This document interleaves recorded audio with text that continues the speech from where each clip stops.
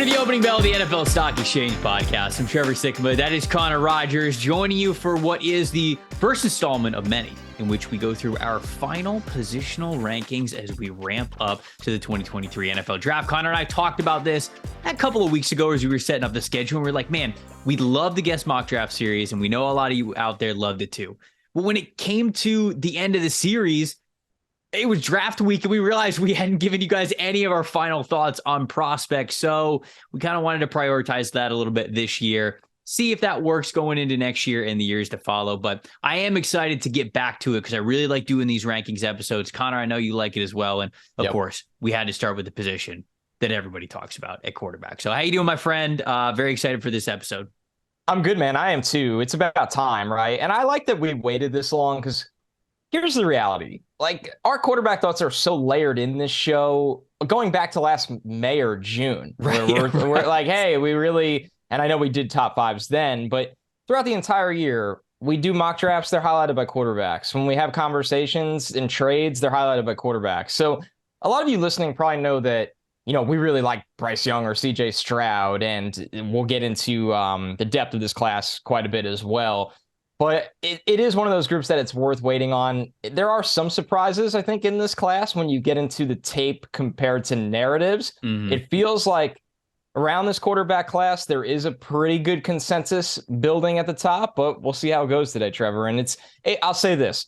After last year, where you and I were doing this podcast together, it is very nice and refreshing to have multiple top quarterbacks at the top of a draft again. Oh, yes. Now, to be fair, we still talked about quarterbacks a lot last year. Oh, yeah, we did. We just didn't talk about them in the same light that we get to talk about these guys. You guys know the format. If you've listened to this show before, what Connor and I will do, this is every ranking episode. We're going to go from 5 to 1, give you our top 5 guys. But then, of course, at the end of the show, we watched a lot of these players. And so we'll give you our thoughts on some players that we think are just outside the top 5 because they're a little bit further down the list. With this being, when we say final, I really say final is just like, we're not going to dedicate a full episode to just this position again. I think that when you and I get to our final big boards on draft week, that's going to be the opportunity where we really get to say, okay, I've got this quarterback, this depth quarterback slotted exactly here. This is where I see them in the class. This is where I see them overall. And so you'll get a little bit more of that. But when we say final, what we're really just talking about is like, this is the last episode. We're really going to devote a ton of time to it. So, but I have a bad feeling as one does that we're going to have the exact same top 5, but I wonder if we see these prospects a little bit differently. I wonder if we have them tiered a little bit differently, have them in different buckets, different groups, different outlooks. And so as I try to do, I'm going to give you the floor. I'm going to allow you to start things off and kick it off here at number 5. Who's your number 5 quarterback in this 2023 NFL draft class? I think the tiering system helps, right? Because, I do feel a consensus building around.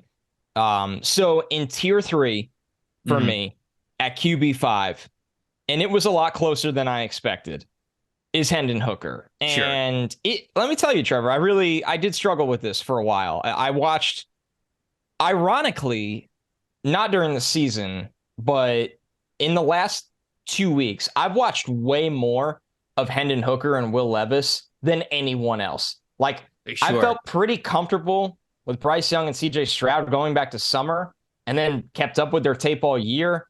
And even Anthony Richardson, when he had such a great opening to the college football season, I'm like, this is a guy that everybody needs to watch in the first round.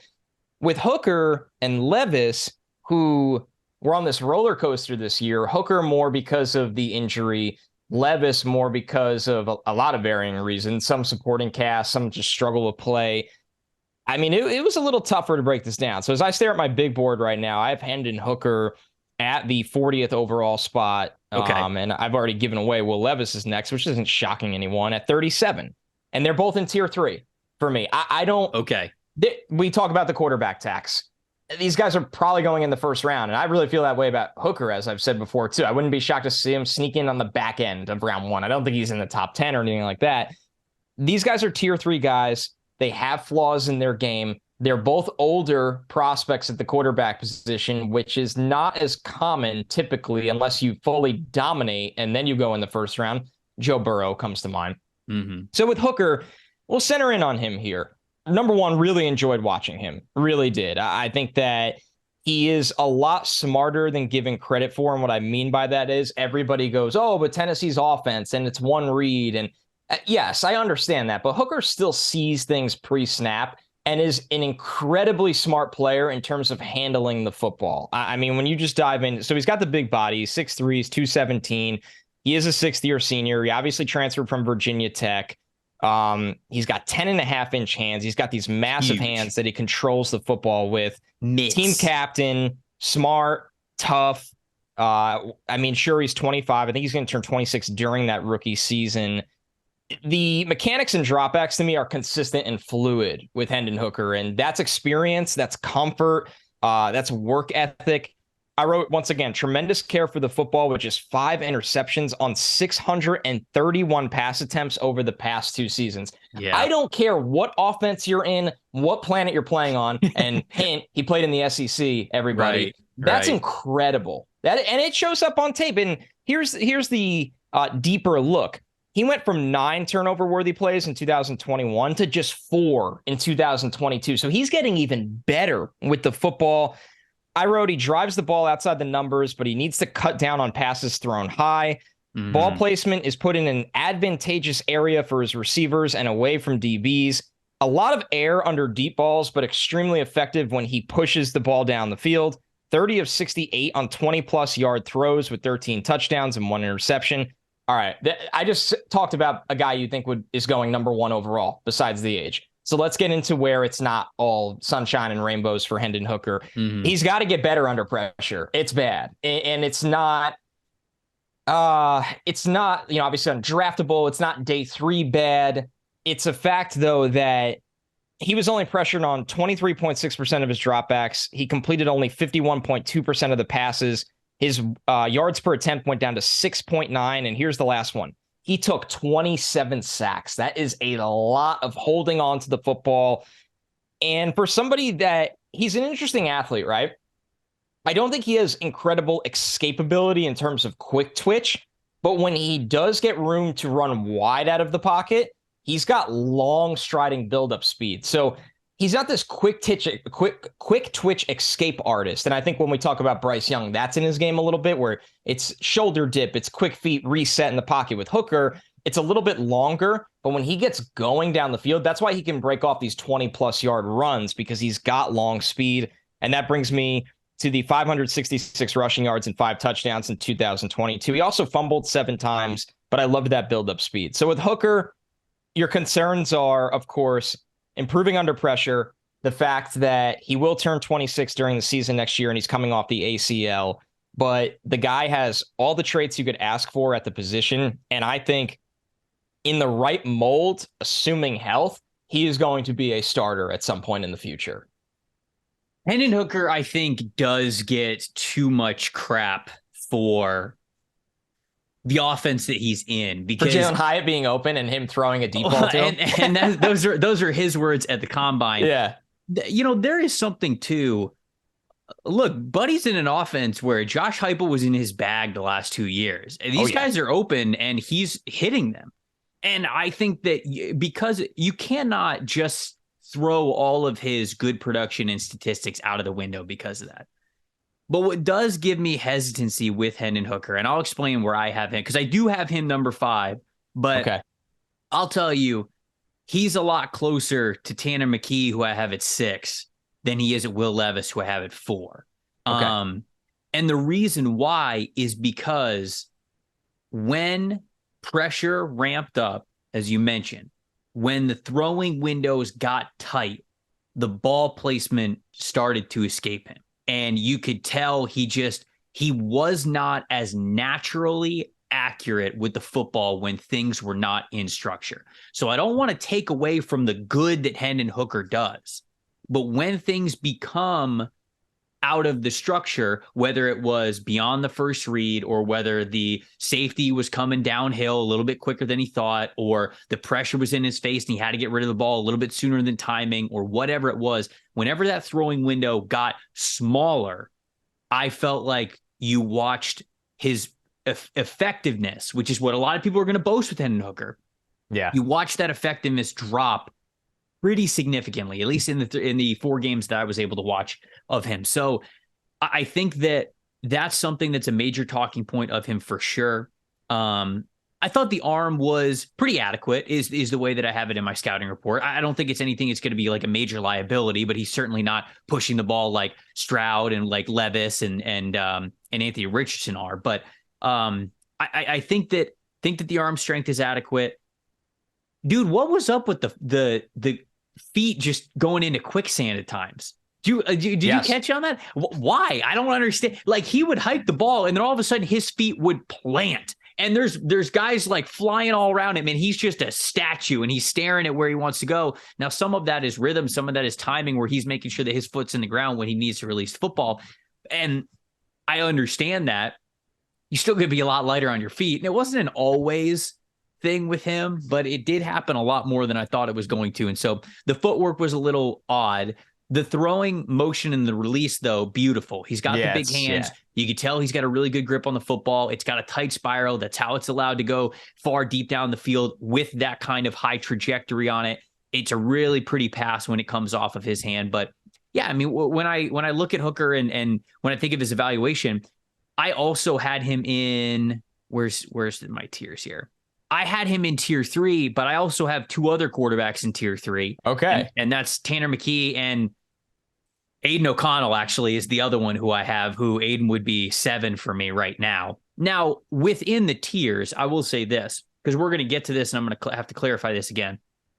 Even though I kind of see them in the same bucket, I do have a clear 1, 2, 3 within the bucket. It's not just these guys are all in one tier, pick one, it doesn't matter. It's some of them are further along. Some of them are for certain systems. Some of them have different pros and cons, but ultimately I feel like the ceiling is somewhat similar for these quarterbacks. And man, when I looked at Hendon Hooker,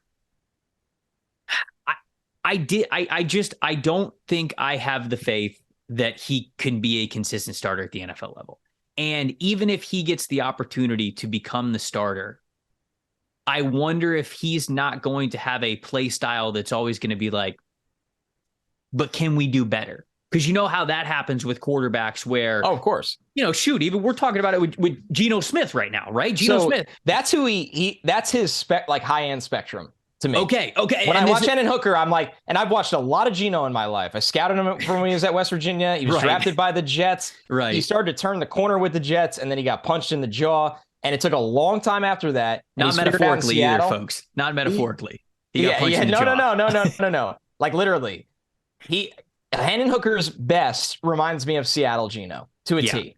So, and that's kind of where I come back to with Hendon Hooker is Geno just had an awesome season.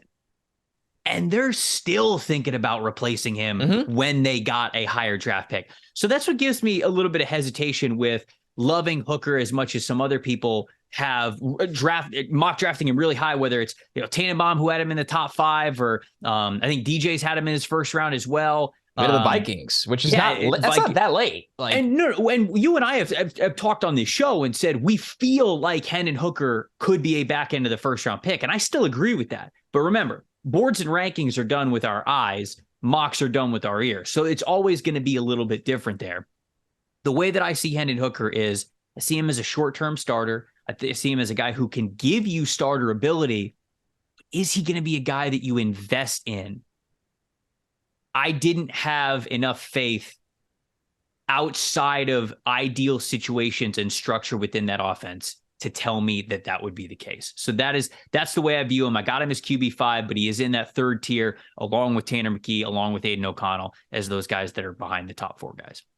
Yeah, I think it's funny how we get places, right? I don't know how we got to here with Hendon Hooker. And when I say we, I don't mean you and I, Trevor. I mean the consensus that, he's a first-round quarterback. And I feel the same way about number 4 for me and Will Levis. But it's just, it's the cost of doing business at the position. And if you have the traits to play, you're going to go in the first round. And with Levis and Hooker, there are a lot of warts in their game that I would love them in the second round, where I can develop them on my time, where I don't have to put them in the spotlight right away, where I can let things breathe for them.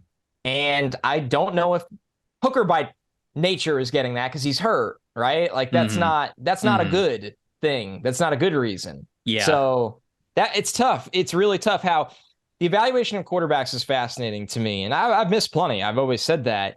But it's funny when you classify a guy, like when Jordan Love was coming out, right? I had Jordan Love that year in the back end of the first round. That's the only time I could think of. I looked at a guy and I was like, I love his tools. He needs time. Maybe he's had too much time. He needs time. And if he goes to the back end of the first round, he'll be afforded that luxury of time. And that's exactly what's happened to him. That doesn't happen to anyone else that you classify that way anymore. Right. Ever. So, and it won't happen to Will Levis, I don't think. I don't think he's going to be given these like 2 years of, probably not. And probably trained. not. Yeah. Right. So. Right. So I think it just to kind of wrap it up with Hooker as we move on to Will Levis. I don't really care about the age. I'm going to be honest. Like, doesn't matter to me. The age comes into account if you're drafting him in the top 10. Yep. Where I think Hendon Hooker is going to get drafted, maybe end of the first round, certainly somewhere on day 2. I don't really care about that. I'm going to be honest. I don't really care about the age because some guys are just late bloomers. Like, would you rather have a player be good when they're young? Yes, that's why those guys declare early and they get drafted early because normally their talent is standing out at a young age. So I don't really care about the age. I don't really care about the injury either, if I'm going to be honest. I think that what really is the reason why I've got him at number 5 and the opinion that I have on Hendon Hooker is simply because when he was healthy and when he was in his best situation, there were still things about his game that as a 5th-year quarterback, 6th-year quarterback, whatever it was, I was like, this feels like who you are. If Tennessee is like your best case scenario, your best situation where we saw the best of you, and I still see some things that give me a little bit of hesitation, that's what makes me feel like at best, he's going to be a short-term starter in the NFL, a guy that you're probably going to look to upgrade as years go on, but at absolutely a preferred high-end backup at the very least in this league. Which is really valuable. I can't say it enough. It really sure. A high-end backup these days is worth a second-round pick, and you just gotta evaluate it properly, right? Call it what it is. Yeah, don't use hyperbole to extend that. All right, so let's get into Will Levis. Okay. And I really want you to start with this one because I wrote a book on Hendon Hooker on mine, and I don't want to just take the floor every time. But I will just say before you go, I had Levis in tier 3. I have Hendon Hooker in tier 3. Levis to me is a top of second round pick that will be taken in the top 10. Okay, so I have Levis in tier 2 with Anthony Richardson, but like I said before, I clearly have Anthony Richardson above Will Levis, even within this tier. Tier 2A.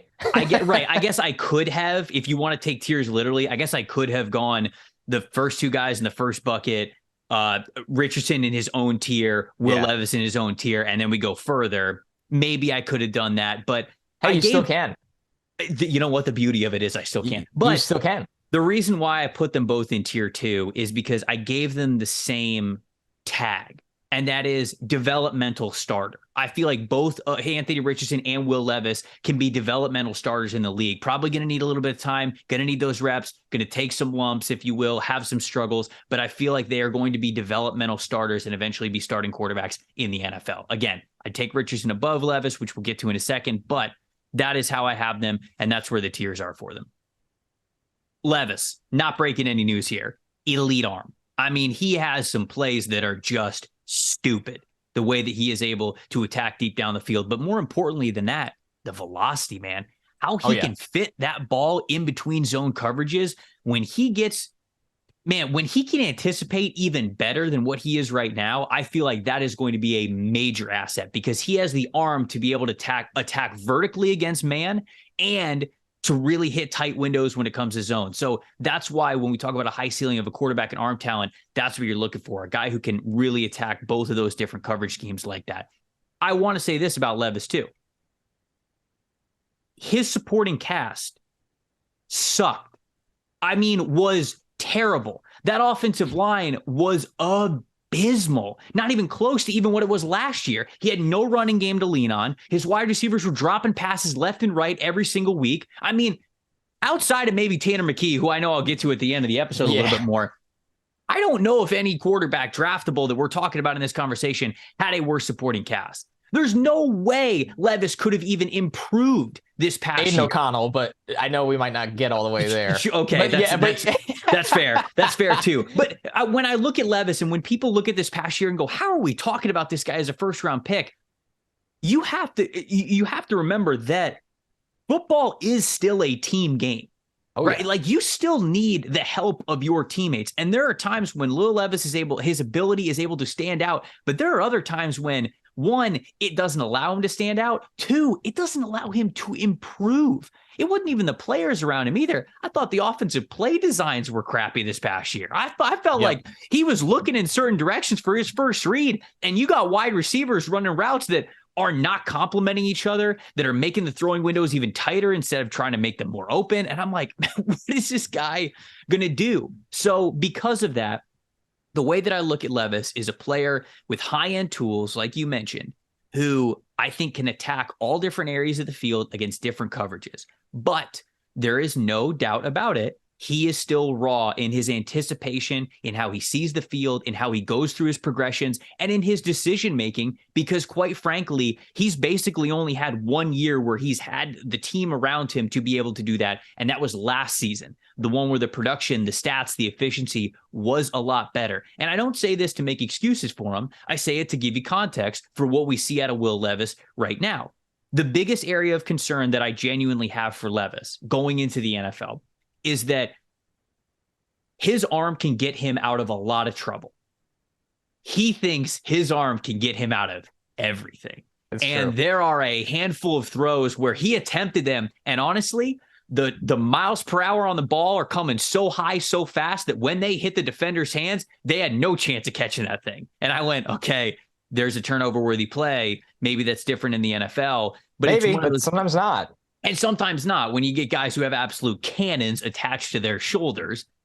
But he believes that his arm can get him out of a lot of trouble. Now, I also wonder how much of that was frustration, right? Because how long can you go through a season and just tuck the ball or throw it away or check it down because your receivers aren't getting open, because your offensive line's not blocking for you, because the play design's not right, before you just go, damn it, I'm loading up. Gotta make a play. Yeah. You gotta make a play. I'm going to make a play. So that's the way that I view Will Levis. Incredible tools, but definitely a guy who, not a cliche to say, needs some time. He's going to need some time to figure it out. He's going to need some time to acclimate to having better players around him, a better supporting cast that'll help him manage the pocket better, that'll help the internal clock in his head, that'll help the timing, that'll help the decision-making of when to tuck it, when to throw it, all that good stuff. So I think it's in the cards for him.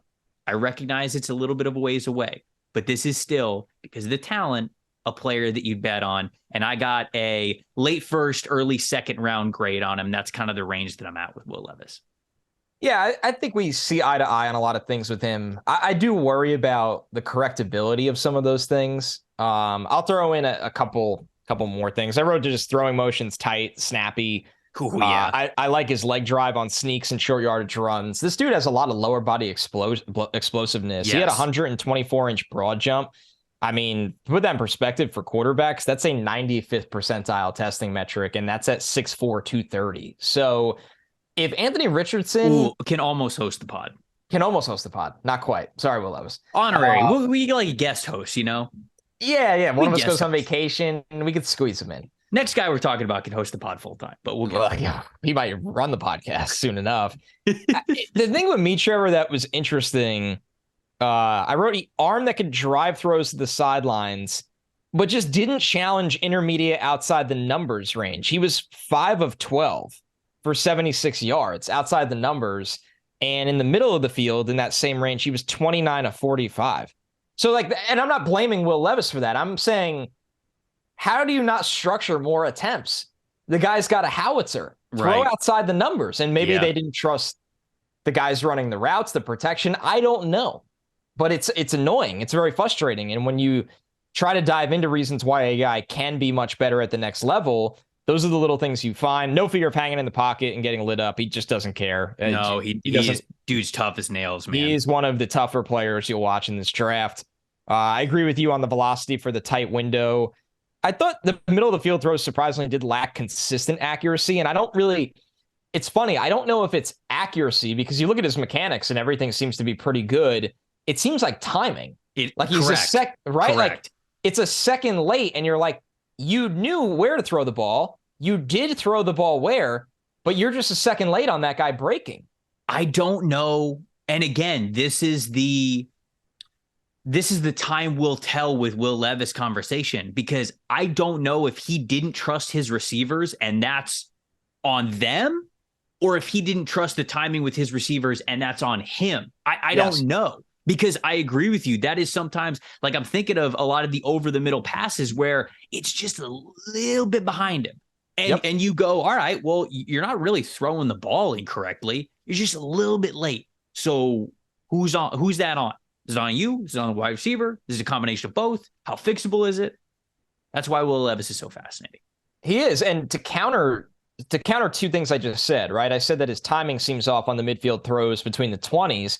His timing on the rub routes they ran in the red zone was on the money.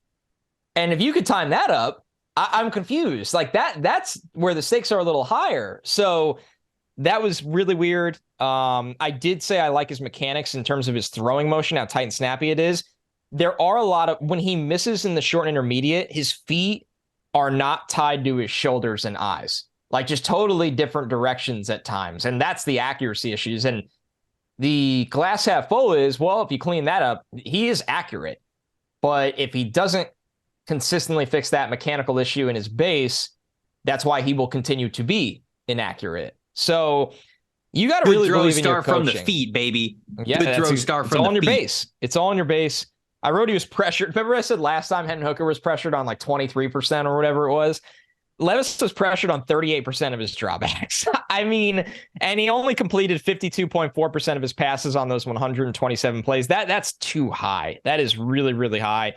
I do fall in the line of quarterbacks sometimes create their own pressure, but with him, no, a lot of times there's a free rusher just coming to clothesline him from hell. So I have this up right now on pressured dropbacks. Will Levis had 127. I think if I have all the correct tabs here, he's got 127 dropbacks in which he was pressured. Correct. The only players with more were Tanner McKee, Max Duggan, Anthony Richardson, a little bit more than that. But Will Levis had a grade under pressure of 58.1, a passing grade under pressure. Only quarterback higher was Bryce Young. Yeah, by the way, people, that's not bad. Yeah. No, 58.1 is really good. I mean, we're talking about Tanner McKee was 49.4, CJ Stroud was 46.2, Max Duggan 46.2, Hendon Hooker 42.1, Anthony Richardson 41.2. Like, when you talk about getting pressured as a collegiate quarterback, you're probably talking about something in the 40s. And Will Levis was at 58.1, which is pretty impressive and was, like I said, only behind Bryce Young. So you talked about the drops. He had 15 passes dropped in 2022. I made the joke about Aiden O'Connell because he had 22 passes dropped this year, which is just hilarious. Levis, 15 is a lot. That's a real lot. On the flip side, for all that arm talent, we had him with 7 big-time throws this year. That's really disappointing in my eyes. And yeah, that number would be higher if he was kept clean and given a chance. But big-time throws, for people not familiar with the PFF metric, like they don't have to catch the ball for it to be a big-time throw. So you can't really fully blame the pass-catching supporting cast on that. That is Levis. So he's interesting, man. He is. He's got the tools. He really reminded me of North Dakota State Carson Wentz. Like he really did. And there was a lot of promise with Wentz coming out, and Wentz had some big time overall. Yeah, like everybody loved Wentz. I see a very similar prospect, and it's a matter of how he takes his development and how the structure of where he goes develops him, and that in itself is a pretty big gamble. But somebody's going to take it, I think, in the top 12 picks still. Wanted to make sure I clarified myself. Bryce Young also had more dropbacks under pressure than Will Levis did, and Bryce Young had a 70.8 passing grade under pressure. He's insane. Folks, that is stupid. and ultimately something that we're going to get to later on in this podcast. Maybe you should go number 1. We'll get there. Number 3. Yep. All right. So this is Anthony Richardson. Duh. I know it is for you too. You said it. He's in a tier of his own for me, tier 2, and also tier of being Godzilla or an alien or whatever it is. I mean, obviously a fascinating player, and maybe a player that, as the draft media has gone maybe too far one way with, because there are still things to clean up. But there's just not a lot of guys that are 6'4", 244, that run 4.43, that jump over 40 inches. Everybody knows all of that. He's 20 years old. I mean, the closest thing I can come up with, Trevor, is, Wyoming Josh Allen. I don't like it's really hard to draw up a comparison to Anthony Richardson that you feel so confident is, spot on. Mm-hmm. But I think that development arc will have to be the same for him. He finished 2022 with 17 passing touchdowns, 9 interceptions. He had 19 big-time throws. Keep in mind, Levis had 7. Richardson had 19. He only completed 53% of his passes. 14 of his passes were dropped. Over 700 rushing yards and 9 rushing touchdowns. He'll be 20 years old on draft night. Huge frame, power arm without limitations. Extremely tough to bring down when scrambling to extend passing plays. Can often fall forward on designed runs. Extremely comfortable throwing intermediate range of 10 to 19 yards, where in 2022 he was 53 for 87 and averaged over 10 yards per attempt. Mm-hmm. Guys, people win in the NFL at the quarterback position from consistently hitting the 10 to 19 yard throws. You love the deep ball. You love the highlights. You love the ball security in the short range. If you can carve a team up in the 10 to 19, you're in a really good place. And Richardson is already there. 93.1 passing grade per PFF when throwing deep, 20 plus yards. Finished the season 26 for 64 with a 15.6 YPA, 9 touchdowns, and only 2 interceptions in that range. Immense struggles on short throws. 58% completion rate on 88 attempts, 4 touchdowns, 5 interceptions. It's bizarre. It's really bizarre. The good news is that's the easiest thing to get better at. The bad news is you can't survive as a starter over a 17-plus game season by being that inconsistent in the short area throws. You will kill drives by doing that. So that is the wild runaround on Anthony Richardson. I put his delivery on those short throws lacks consistency. Yeah. Like when he has the deeper stuff, Trevor, it's like, all right, I'm setting up and like, this is who I am. Like I'm an RPG on my shoulder. And it's good. And I shouldn't say RPG. It's a lock-on bazooka. But the short stuff, it's like, yeah, we're just out here.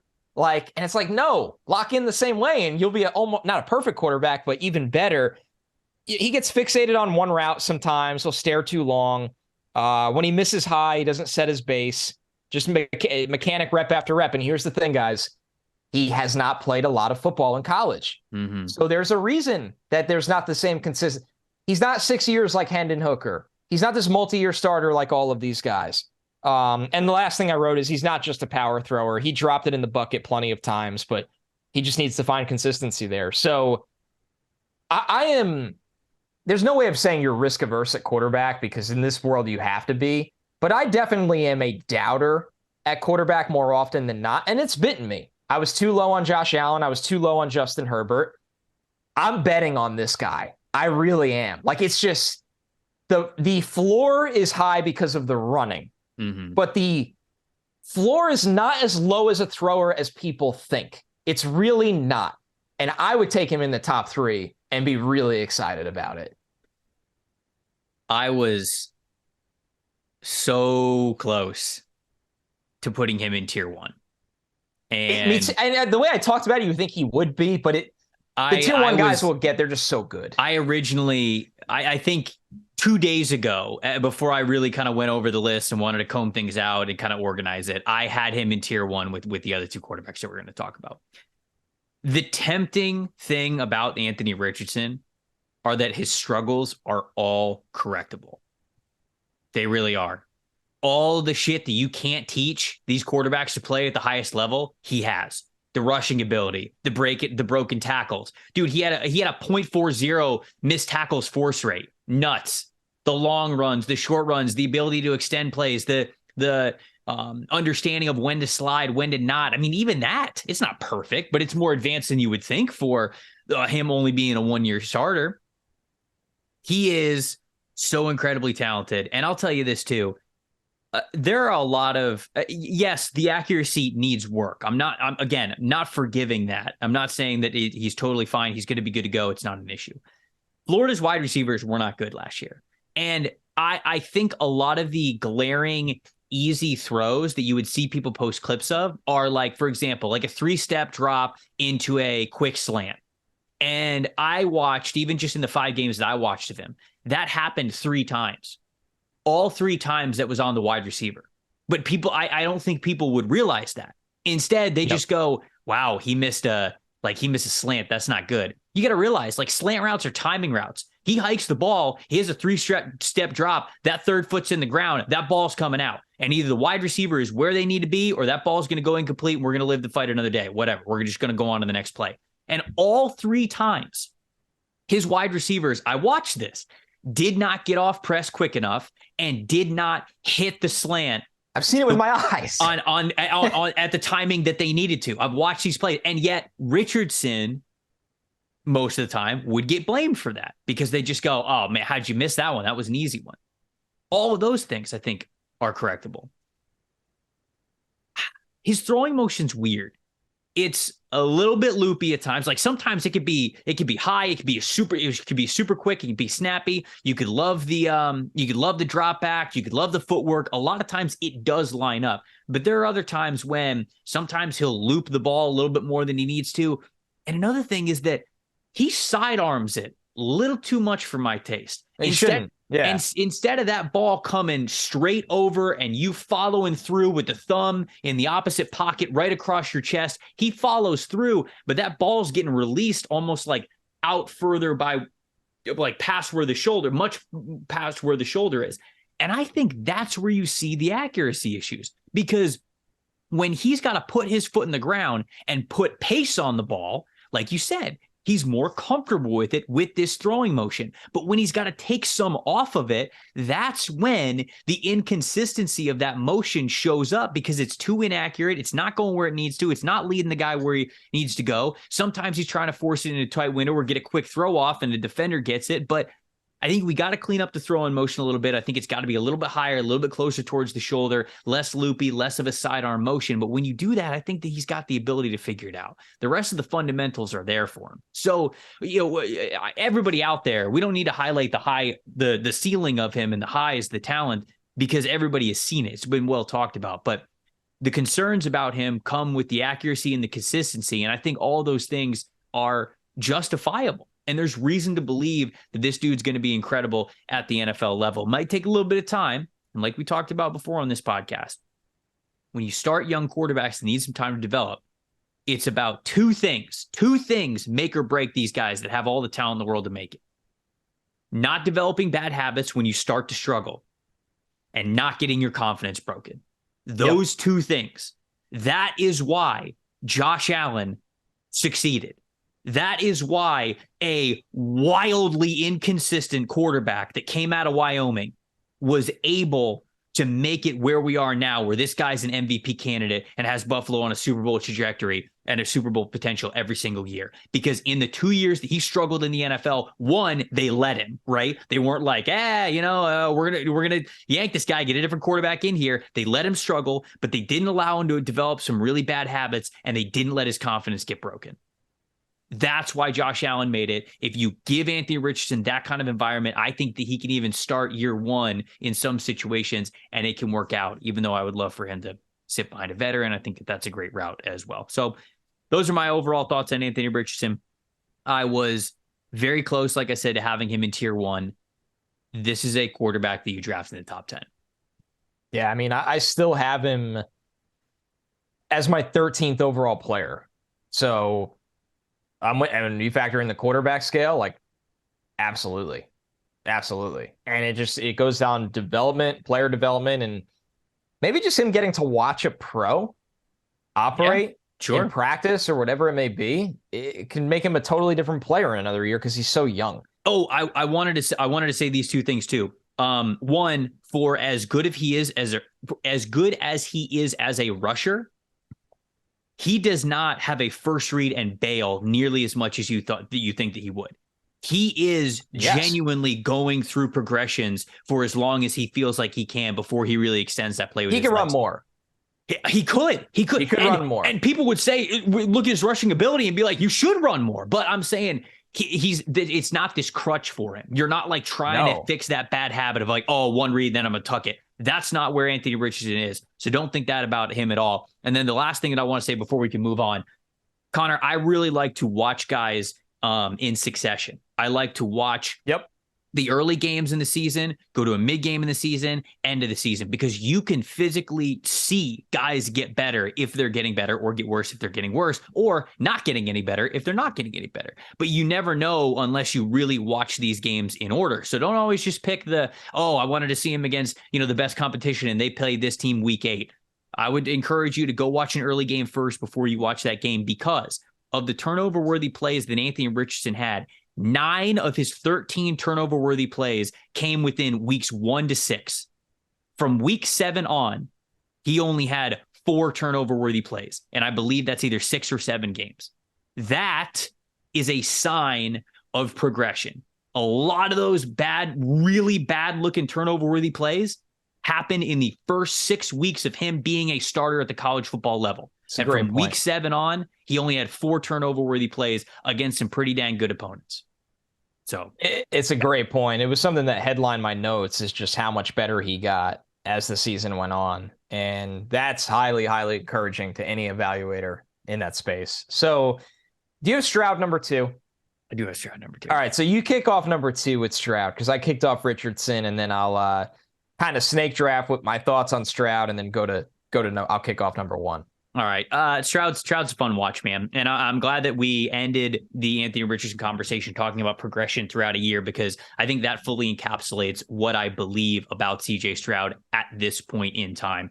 Last year, I'm not going to lie, thought he was just another, hate to say it, Ohio State quarterback, right? Great offensive line in front of him, talented running backs to hand the ball off to, phenomenal wide receivers to throw the ball to. Of course, you have good stats, right? Last year, but that's what I thought about CJ Stroud last year, because when pressure got in his face last year, he crumbled. And that was his first year as a starter. But I was like, man, this guy didn't have it. You can rattle him so easily. At the beginning of this year, I watched that Notre Dame game on purpose, and he was the same guy. You watch that Notre Dame game, and CJ Stroud is missing 5 to 10 yard throws, easy throws, because they're flushing him out of the pocket. They're getting him off of his comfort position. And you can like physically see he's like tense. Like his whole body is tense when he's trying to throw the ball, and then he's trying to force it to a certain spot, and it's either hitting the dirt or it's not even close to where the receiver needs to catch the ball. And you just see him get really stressed when he got pressure. And I was like, man, this is what I feel like CJ Stroud is. You watch the middle of the year. Okay, a little bit less of that. And then I specifically went and watched not just the Georgia game, but I watched the Michigan game before the Georgia game.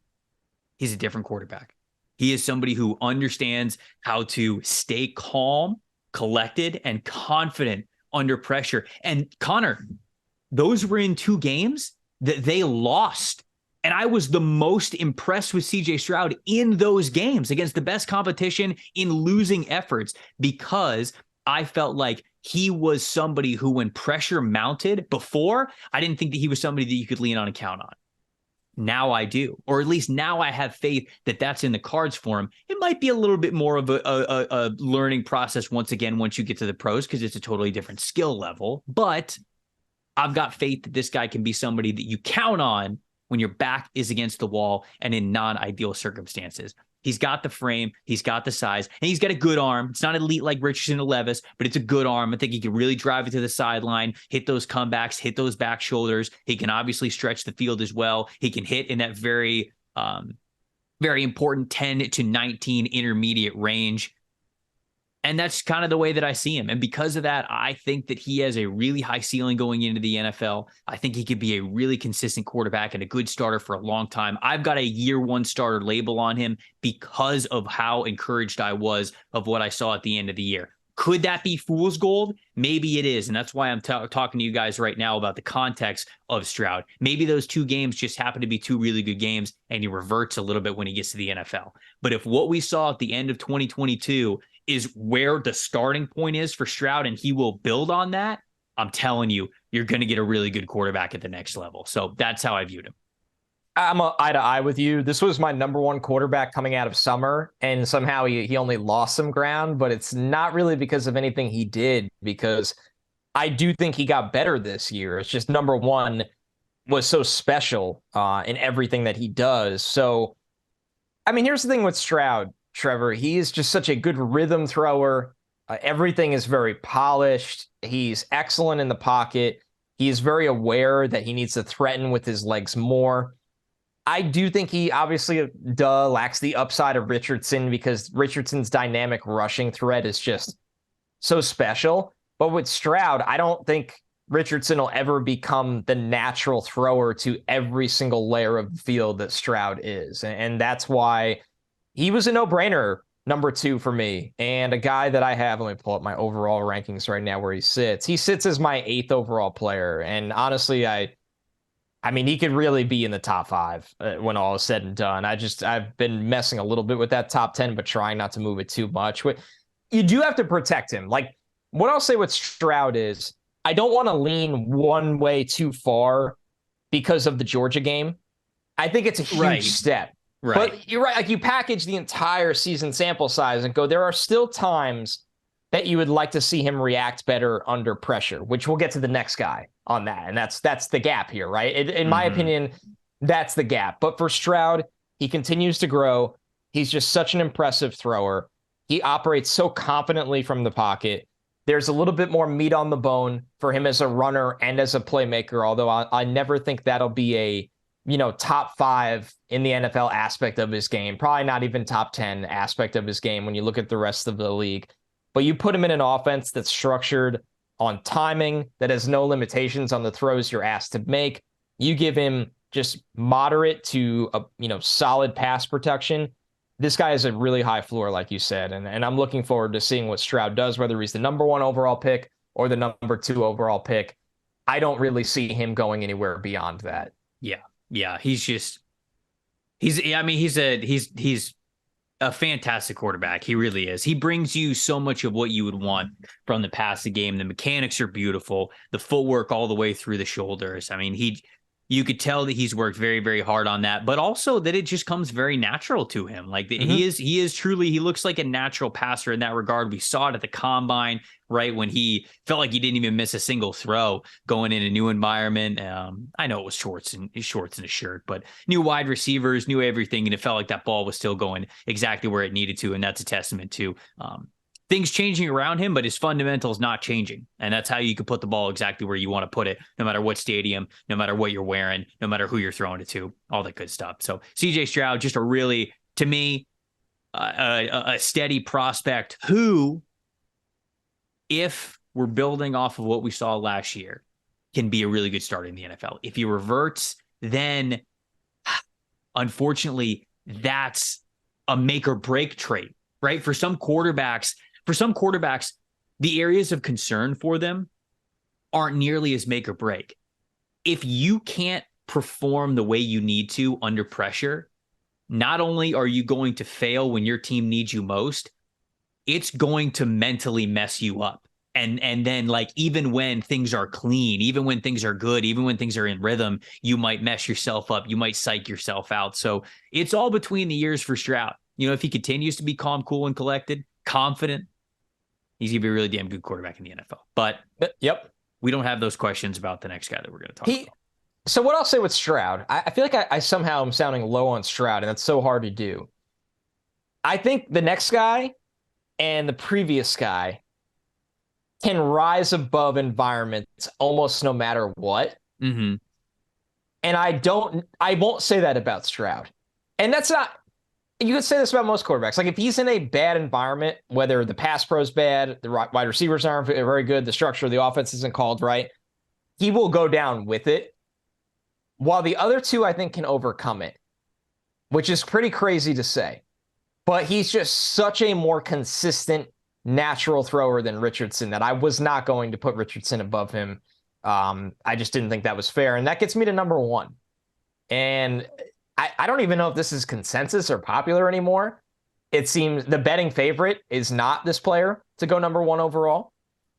I mean, what is there to say about Bryce Young outside of the fact about his body type? And we'll get there. I'll conclude with that because it's very fair. I understand this is a grown man's league, that guys get hurt a lot. I really do get it. But as a player, Trevor, the timing, the twitchy body, the accuracy, what's in between the ears, the deep ball, these receivers, they're watching the Mona Lisa come their way when it's a deep ball. It's beautiful. It's beautiful the way this guy can drop it in. He knows how to change the degree of the throw, whether he needs more air under it or he needs just a more tighter throw, a tighter, lower throw.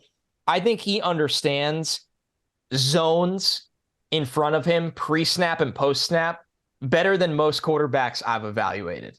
Like, I look at Burrow. I don't know, man. He's not the physical talent Trevor Lawrence was, but he has a better understanding of the field than Trevor Lawrence did coming out.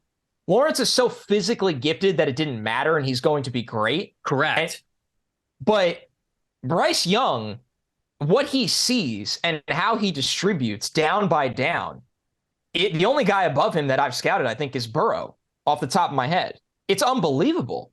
And you look at the size. The size does nothing to impact him as a player in terms of impacting his game and inabilities to affect a game.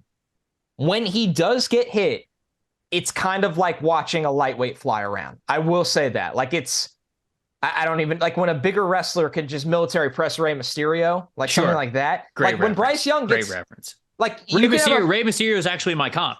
I like that. No, I'm just kidding, You but it's run good. With that.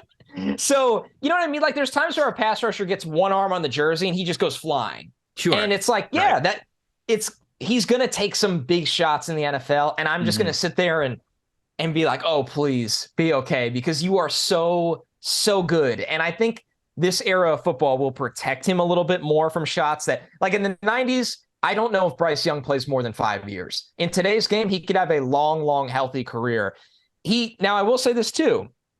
He's a twitchier guy. He knows how to operate and reset in these little crevices and get back to being a thrower really quickly. That for sure. Yeah. So I love the player. Outside of the body type, there is just no way he doesn't succeed. There's no way. I think that he can throw to a bottom 8 receiving core and still be fine. Like, that's how Alabama's wasn't good this past year. So there you go. I mean, there you go. And we didn't even I'll let you do a lot of the number side of it, but every number that we have on him, like, I don't know what more you want. And if the size is not for you, and some teams will not draft Bryce Young or wouldn't draft Bryce Young because of the size, I get it. I don't fall into line with that because I think he just has way too much talent mentally and physically. I'll list off some of the numbers. I think it's a good transition. Passing grade, 91.3. He's an elite passing grade in each of the last 2 seasons. Obviously, was the Heisman winner the year before in his first year as a starter for Alabama. Passing grade under pressure, we already mentioned it, 70.6. Stupid. Aiden O'Connell's regular passing grade was 70.2. And Bryce Young under pressure alone was a 70.6. Truly in a league of his own. Passing yards, over 3,000 passing yards this past season, 3,400 yards. 32 passing touchdowns, 23 big-time throws, 5 interceptions, 9 turnover-worthy plays, had an adjusted completion percentage of over 75, which is good. That's what you want to shoot for, 75.8. Air yard percentage, so that's obviously talking about what percent of his total yards were through the air as opposed to yards after the catch, 57%, which is a nice number. You want over 50. Rushing yards, he only had 311. Rushing touchdowns, 4.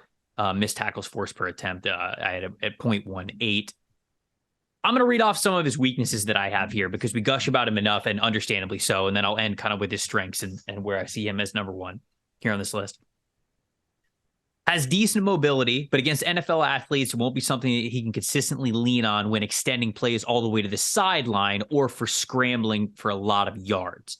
Throwing platform is naturally open in his hips. It's not the worst thing, but it does point out it feels like a lack of natural muscle mass for arm strength. He's putting more of his whole body into throws. That's why his hips get so open, so he can create some more torque on those passes.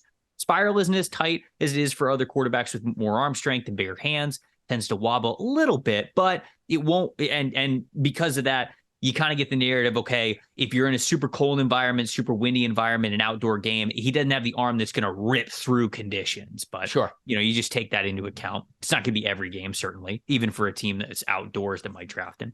Arm strength is adequate when he can step into throws, but when he really can't step into throws, you do see that drop off in velocity, consistency throwing off the back foot sometimes when he's retreating into a pocket. I think that might be just because he doesn't want to step up nearly as much. Maybe he believes in his ability to escape and see the field a little bit more as opposed to stepping up through pocket when he gets pressure around the edges. Might get him in trouble in the NFL. Overall arm strength is good for his size, but the quote for his size does come into play when you're evaluating. Positives, basically everything else. Smaller in stature, but he has really nice velocity on short to intermediate throws. Way better than I thought for a player of his size, for sure, especially when he can step into throws. When plays break down, he is a natural backyard football type of playmaker. He is the number one overall pick at recess, if you will. If you're drafting Bryce Young in a lineup of people at recess, you know you're winning the football game because of how good he is when it comes to those out of structure plays. Always light on his feet, ready to move and throw off on platform. Natural ball placement is extremely impressive when there is pressure in his face. Throws over the middle, much more confident and consistent than you would think of a sub 6 foot quarterback. Incredibly poised, not just in pressure, but in the biggest moments. Bryce Young is awesome. My player comp for him, you said the name already, it's Joe Burrow. That's the player. Say Rey Mysterio? No, it's Rey Mysterio. That is the player that I continually think about because when I think of how I read a Bryce Young scouting report, it basically goes, yeah, the hands are a little bit small. Yeah, he's a little bit smaller in size. No, he doesn't have the strongest arm in the world. Everything else is incredible. You love how he sees this is why Burrow is a great example of this because Burrow didn't get to the NFL and all of a sudden his arm got way stronger. But what Burrow did at LSU that made him historic, that allowed him to have similar incredible success at the NFL level is he anticipates so well. He reads defenses so well. And that's the thing with Young. He doesn't have the arm that can get him out of trouble in a split second, like it might be able to for Will Levis or Anthony Richardson. Like if those guys are going from read 2 to read 3 or read 1 to read 2, and they're just like a fraction of a second late, they still have the arm talent to be able to wind it up and throw it in there. And even if they're a little bit behind the wide receiver, they can still put it in that area. Rice doesn't have that luxury, but he rarely ever has to use it because he sees the field and he anticipates things so well. And that's what Burrow does as well. Burrow doesn't put himself in those situations where he's reading something too late. He's already reading it about as well as you can, so consistently. That's why, to me, Bryce Young's the number one overall quarterback in this class, because I can't sit here and tell you that the most make or break important trait for a quarterback is between the ears and not have number one overall, the guy who is the best offensive player in college football over the last 2 years, the most clutch player in college football over the last 2 years, and a guy who plays under pressure better than basically any quarterback that I've seen over the last 5 years outside of Burrow. I cannot boast those things as on my, this is how I scout quarterbacks and not have this guy as my number one QB. So he's at the top of the list.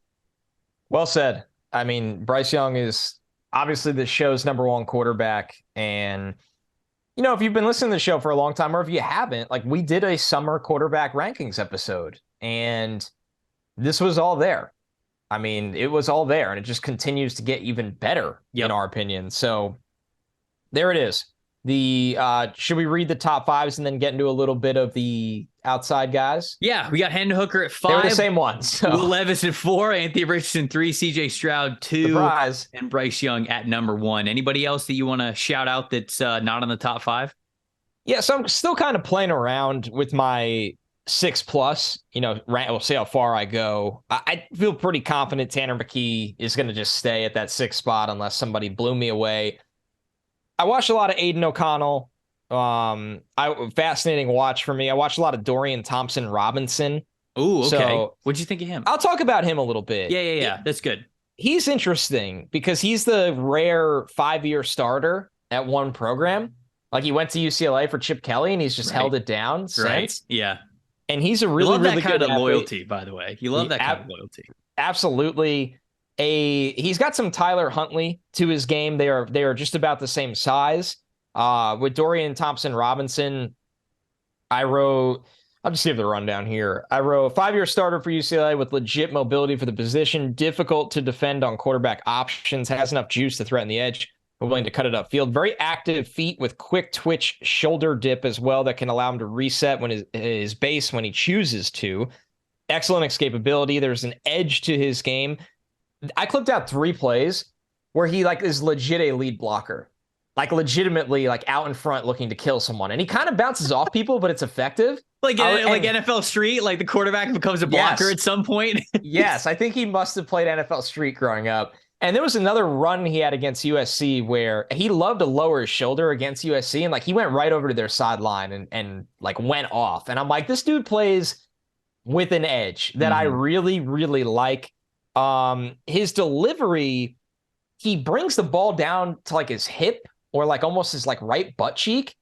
And it's it's just too low. It has to be fixed. I think I need to go watch his combine workout again because he threw well. And I think he started to work on it. And a coaching staff can alter that. But I was perplexed. He has turnovers. And sometimes it seems like he's just not identifying a defender sitting there in zone off of the man he's targeting. He's looking at the man really nearest that defender. He's not looking at the off man, and the off man jumps it for an interception or a PBU. But sometimes I'm like, he might have still had the time, but that half second he loses by the ball dipping down to that right hip butt cheek area is costing him a little bit. Just snap that a little big, stay high. So I think that's very coachable, but a huge problem. 28 career rushing touchdowns. When he gets in the red area, that's a weapon for him. I wrote that he can really be a long-term number 2 in the NFL. I don't think he'll ever be this consistent passer. He does not threaten in the deep part of the field consistently enough. He is turnover prone as a passer, but with the way the NFL's gone, his mobility and how he's tailored his game from, okay, I can run away to, okay, I can run and reset. And he started to find in that final year, when he would reset, he knew where his target was in the middle of the field. It was just natural to him. So I liked what I saw from him. He's going to be a top 10 quarterback for me. And I kind of wrote him off. Full transparency, we did our top 5. Then you have Tanner McKee probably locked into 6 for most people. And then you look at the Senior Bowl guys. You're thinking Max Duggan, Jaron Hall, Jake Hayner, Clayton Tune, even another Shrine guy in Aiden O'Connell that we talked about. But no, Dorian Thompson-Robinson is going to be a top 10 quarterback for me and somebody that at least has some tools to work with. And Stetson Bennett as well for some people. Right. But no, he'll be a top 10 quarterback for me. I was pleasantly surprised. And, for a guy that I was like, I don't know if he'll get drafted. I'm like, I would take him in the 5th round and try to work with him there. 2 guys that I definitely wanted to touch on before we get out of here are Tanner McKee and Aiden O'Connell, these other quarterbacks that I had in this tier 3 with Hendon Hooker. Now, like I mentioned, these guys are ranked within tier 3. I'd clearly take Hendon Hooker, then Tanner McKee, then Aiden O'Connell. But for Tanner McKee, I mean, you mentioned the supporting cast. Did you watch that Washington game? It's the funniest thing I've ever seen. Literally the 4 first dropbacks of the game, he gets sacked, and none of them are his fault. No, he had nothing to work with. I think he got sacked 8 times that game. It was horrendous. And not all sacks are created equal, as we say. This dude is blinking and his ribs are exploding. So I watched obviously a couple games after that because I needed to get actual evaluation of Tanner McKee. Bigger, taller quarterback. Obviously, you would expect a pretty good arm with it, and he does have a pretty good arm. The trait that really stood out to me with Tanner McKee actually isn't the arm strength, because where I think the arm is good, I don't think it's crazy good.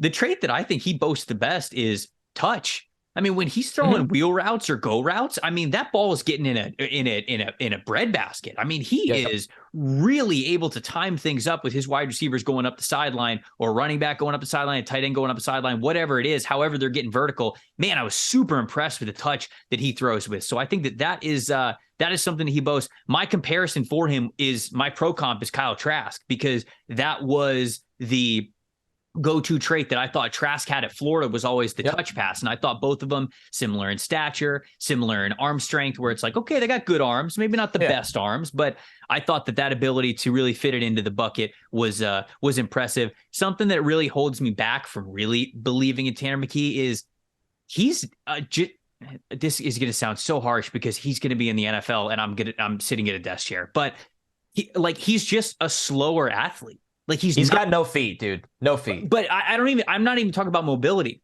The release is slow. Yeah. Getting out of his wrist is slow. Him turning his body is slow. Him deciding to put his foot in the ground and run is slow. He's just not a twitched up athlete.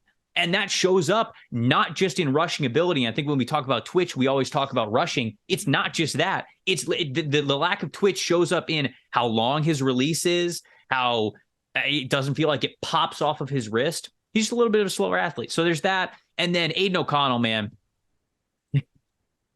Aiden had an elite passing grade last year, and I really liked Aiden O'Connell coming into this year. Connor, he had 20 big-time throws and 24 turnover-worthy plays this year.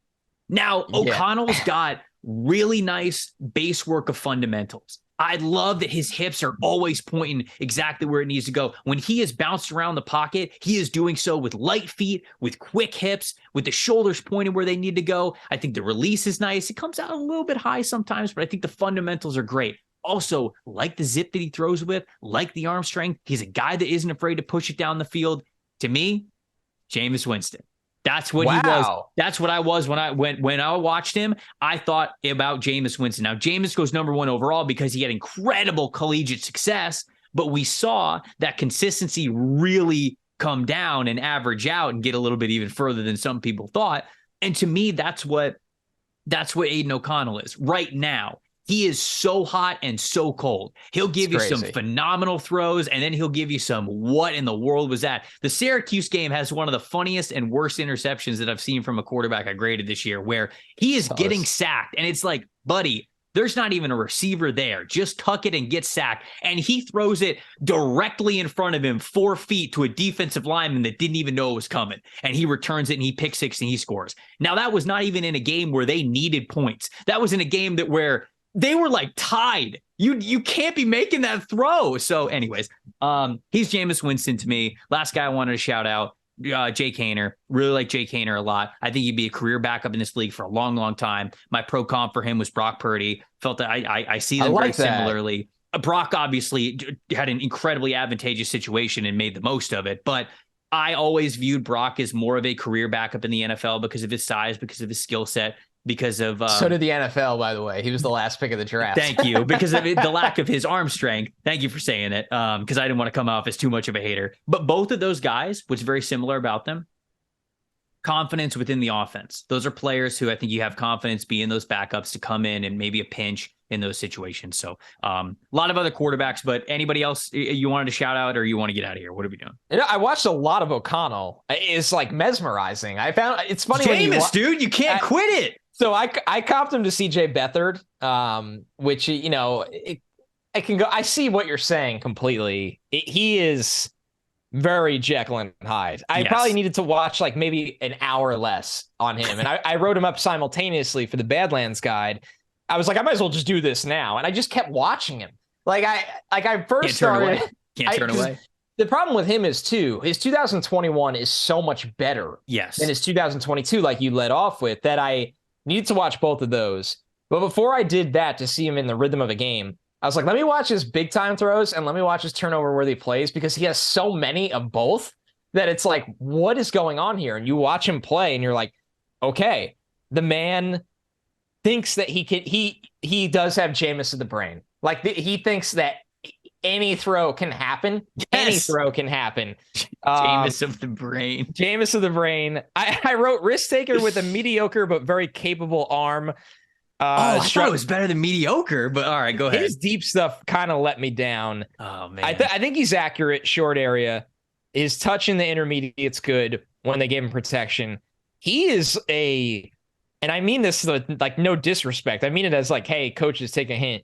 Trevor, he is a play action merchant.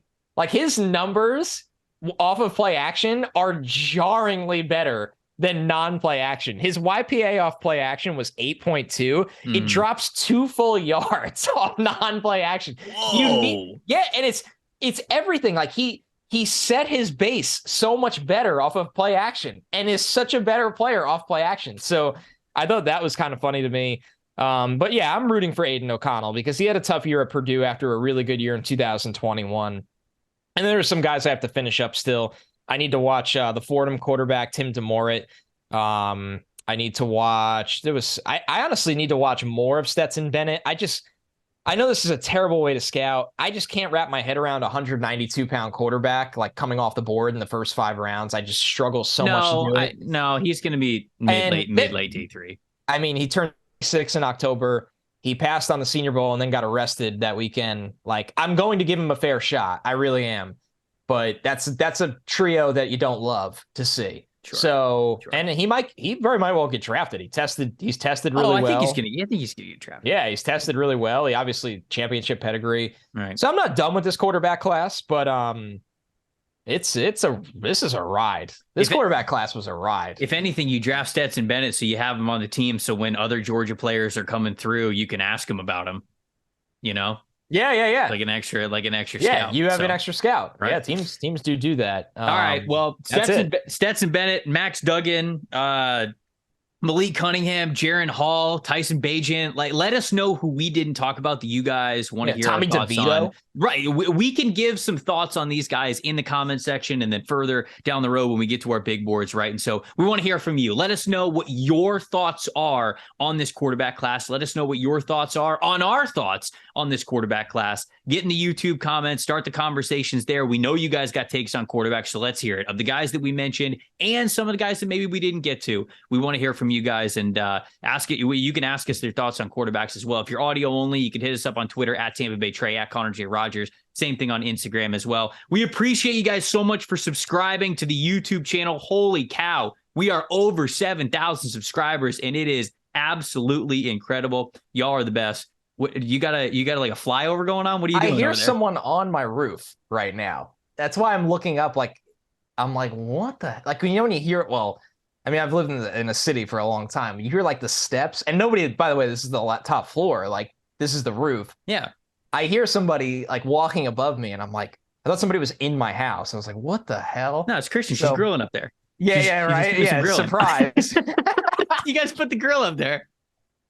Let us know what you guys thought of this quarterback class. We are going to have another installment of the Collab Mock Draft Series coming for you guys on Monday. So make sure you look out for that. Well, Monday, as you guys know, we're doing Sunday night releases too. So whether you're listening on Sunday night or on Monday, make sure you look out for that one. We had a blast with the Bootleg Football Boys last week. This week, we're getting the Ringer NFL guys on it. Benjamin Solak, Danny Kelly, they're going to be joining me. Connor's going to be out. He's going to be out, and we're giving him a little bit of a break from the mock draft. I'm going to the homeland of Trevor. I'm the new Tampa member of the podcast for 2 days. I'm so jealous. But myself, Ben Solak, and Danny Kelly, we're going to be running through a brand new mock draft. It's going to be so much fun. Those guys are two of the best in the business. I'm looking forward to it. You guys should as well. I'm Trevor Sikkema. That's Connor Rogers. Thank you guys so much for listening to the NFL Stock Exchange podcast. We will see you guys next time.